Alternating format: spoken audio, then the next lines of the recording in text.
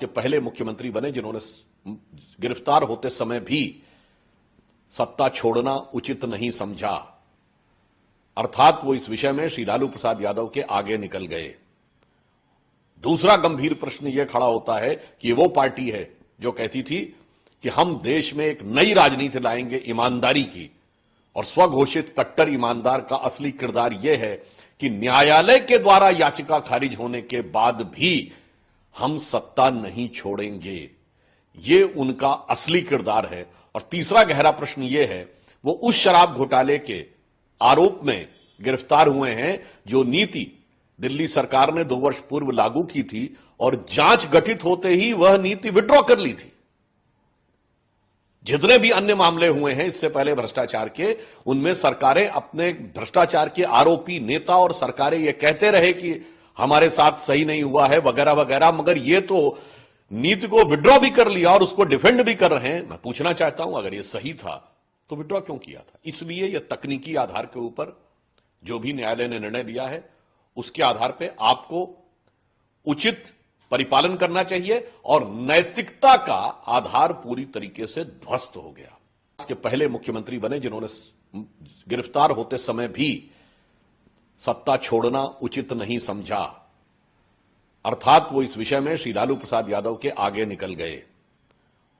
दूसरा गंभीर प्रश्न यह खड़ा होता है कि वो पार्टी है जो कहती थी कि हम देश में एक नई राजनीति लाएंगे ईमानदारी की, और स्वघोषित कट्टर ईमानदार का असली किरदार यह है कि न्यायालय के द्वारा याचिका खारिज होने के बाद भी हम सत्ता नहीं छोड़ेंगे।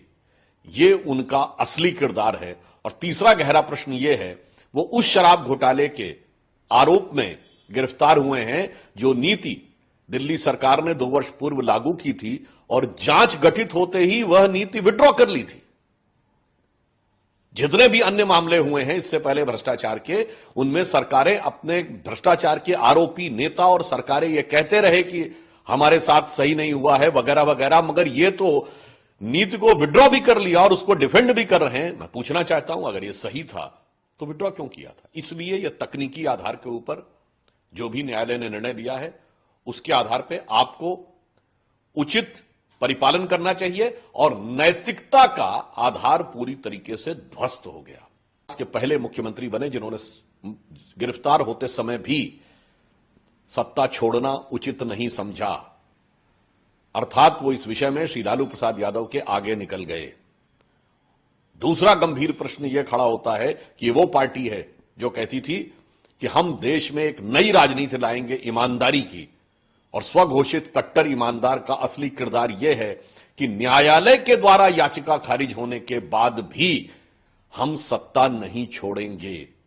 ये उनका असली किरदार है। और तीसरा गहरा प्रश्न यह है, वो उस शराब घोटाले के आरोप में गिरफ्तार हुए हैं जो नीति दिल्ली सरकार ने 2 वर्ष पूर्व लागू की थी और जांच गठित होते ही वह नीति विड्रॉ कर ली थी।